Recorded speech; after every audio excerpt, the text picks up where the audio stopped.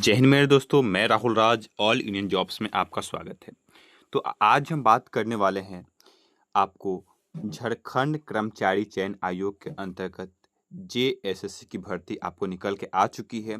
झारखंड के लिए आपको जितने भी उम्मीदवार हैं झारखंड से हैं या आपको झारखंड के अलावा किसी और राज्य से बिलोंग करते हैं, आपके लिए सुनहरा मौका है। स्टेनोग्राफर की भर्ती निकल के आ चुकी है, ठीक है, जिसमें आपको कुल पोस्ट आपको 454 पोस्ट भर्ती होने वाले। एज क्या है इसके रिगार्डिंग बात करेंगे। इसमें एज अच्छा खासा एज में आपको छूट मिलता है और अच्छा खासा एज लिया भी जाता है, ठीक है।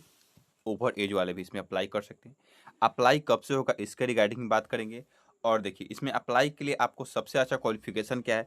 भारत में किसी भी मान्यता विश्वविद्यालय से आपने स्नातक पास किया है तो आप अप्लाई कर सकते हैं। अगर अगर आपने स्टेनोग्राफर का फॉर्म फिल करना है तो साथ ही चैनल को सब्सक्राइब जरूर कर दे और वीडियो को लाइक जरूर कर दे, जिससे कि इसकी हर एक आने वाली अपडेट सबसे पहले आपको मिलते रहे। चलिए वीडियो को चलते हैं, कहीं भी डाउट हो कमेंट कर सकते हैं।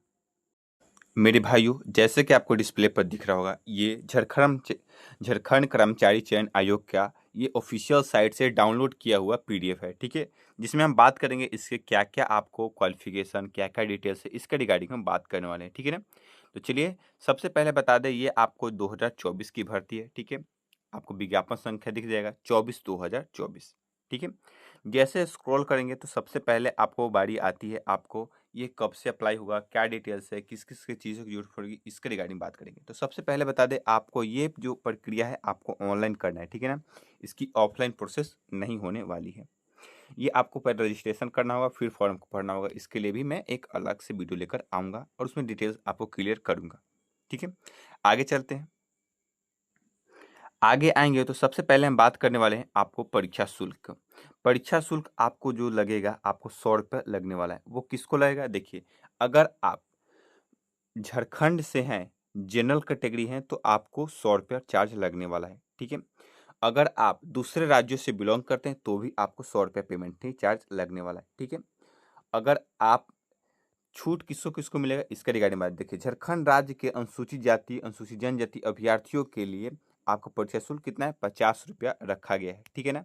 जो आपको बता दूं, अगर आप झारखंड से हैं तो आपको 50 रुपये, अगर आप यही कैटेगरी से, अगर आप बिहार होंगे, यूपी होंगे, बंगाल होंगे, वहां से अगर आप करते हैं तो आपको पेमेंट चार्ज 100 रुपया देना होगा।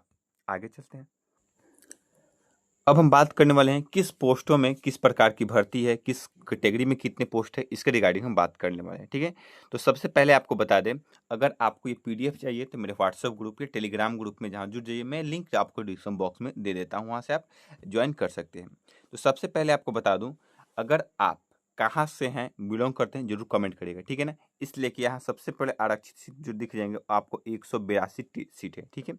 जो 182 में आपको बता दूं, ये अगर आप झारखंड से हैं तो जनरल कैटेगरी हैं और ईडब्ल्यूएस कैटेगरी है, वहाँ के लिए ये रहे, सॉरी, जनरल कैटेगरी के लिए रहेगा। अगर आप झारखंड के अलावा किसी और राज्य से बिलोंग करते हैं तो भी आपको 182 सीट में ही फाइट करके आपको अपना जॉब सिक्योर करना होगा, ठीक है। अनुसूचित जाति, अनुसूचित जनजाति, ठीक है, अनुसूचित जाति, आपको एससी एसटी पिछड़े वर्ग के लिए सभी सीटों को अलग अलग आपको डिफाइन किया गया है, ठीक है। टोटल आपको 454 पोस्टों पर ये भर्ती होने वाली है, ठीक है। हर एक कोटा वाइज आपको छूट मिलेगा, इसमें आपको बताया भी गया है। अब बात करने वाले हैं आपको सैलरी के लिए, ठीक है। जो आपको स्लिप गारमेंट स्टेनोग्राफर की भर्ती है, आपको झारखंड सचिवालय के अंतर्गत ये भर्ती होगी। झारखंड सचिवालय के अंतर्गत ये आपकी भर्ती भी होगी, जिसमें आपको बात करने वाले हैं आपको वेतन जो मिलेगा आपको किस प्रकार की मिलेगा, इसके रिगार्डिंग भी आपको बात करेंगे। ये आपको लेवल 4 की इसमें सैलरी मिलने वाली है, ठीक है, जिसमें आपको 25,500 से स्टार्टिंग है, 81,100 तक आपका पेमेंट रहने वाला है। किस प्रकार मिलेगा ये आपको आगे पता चलेगा, ठीक है। अब बात करते हैं आपको शैक्षणिक योग्यता के।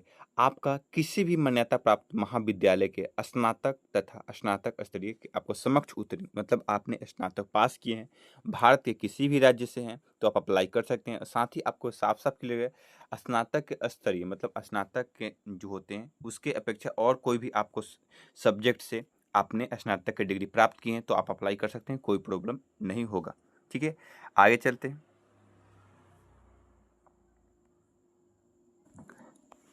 अब हम बात करने वाले हैं एज के लेकर, ठीक है। जो आपको एज रखा गया है, आपका न्यूनतम एज जो होगा वो आपका क्या होने वाला है, 21 वर्ष होने वाला है। तो एज किस डेट से काउंट किया जाएगा, आपको 21/8/2024 से आपको न्यूनतम एज इसी से निकालना होगा कि आपका 21 साल पूरा जाना चाहिए, और साथ में अधिकतम के लिए भी आपको 21/8/2024 ही रखा गया है। अगर आपका एज 21 साल है 1/8/2024 तक, तो आप अप्लाई कर सकते हैं, ठीक है। और अधिकतम किस प्रकार रखा गया है इसके रिगार्डिंग बात करें, जैसे कि आपको बता दूं, यहाँ दिख जाएगा आरक्षित एवं आर्थिक कमजोर वर्गों के लिए आपको 35 वर्षों तक आपको अधिकतम एज हो सकता है, मतलब न्यूनतम कितना 21 वर्ष, अधिकतम 35 वर्ष। यहाँ पिछड़े वर्ग और पिछड़े वर्ग 1 और 2 रखा गया, मतलब बीसी और ईबीसी रखा गया है, जिसमें आपको 37 वर्षों तक आपका एज रहेगा, तो आप अप्लाई कर सकते हैं, ठीक है। और यहाँ मिल जाएगा SC ST और महिलाओं के लिए आपको कितने वर्षों तक, 38 वर्षों तक।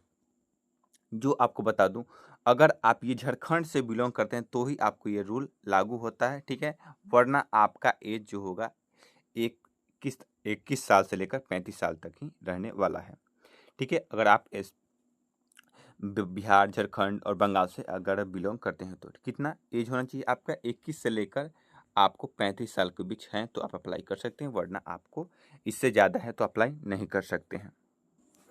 आपको एक और चीज़ यहाँ क्लियर कर दूं मैं, जैसे कि बता दूं, ये आपको अप्लाई डेट 6/9/2024 से शुरू हो जाएगा और लास्ट अप्लाई चलेगा 5/10/2024 तक, ठीक है। आपका परीक्षा का जो भुगतान के लिए आपको पेमेंट लगेगा वो 5/10/2024 तक ही कर देना है, ठीक है।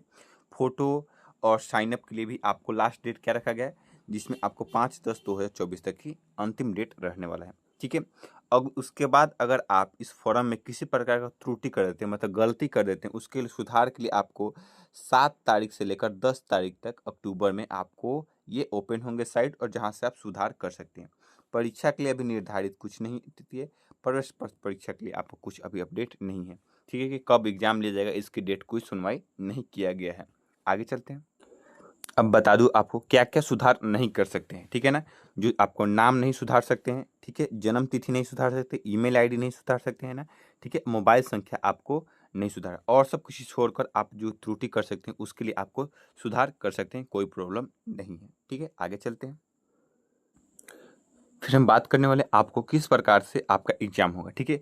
हिंदी भाषा के लिए आपको टोटल 25 क्वेश्चन रहेंगे, ये 75 नंबर का रहने वाले, यानी आपका एक क्वेश्चन 3 नंबर का होने वाला है। इंग्लिश के लिए आपको 25 क्वेश्चन 75 नंबर का, समान अध्ययन के लिए 25 क्वेश्चन 75 मार्क्स का, और यहाँ रीजनिंग के लिए 25 क्वेश्चन 75 मार्क्स का रहने वाले। टोटल आपको 100 क्वेश्चन रहने वाले और 300 अंकों का ये आपका होने वाला है, ठीक है। ये आपको बता दूं, ये जो होंगे क्वेश्चन ये आपको हिंदी और इंग्लिश लैंग्वेज दोनों में रहने वाले हैं, और इसको आपको समय अवधि 3 घंटा रहने वाला है। इसमें आपको हर एक चीज़ की अपडेट सबसे पहले अगर मिलते रहे तो इसलिए चैनल को सब्सक्राइब जरूर कर दें।